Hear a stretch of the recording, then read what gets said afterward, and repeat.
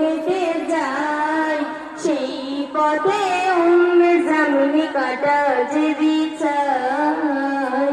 দয়ার নবীজি রাস্তা দিয়ে হেঁটে হেঁটে যায়, সেই পথে জামনি কাটা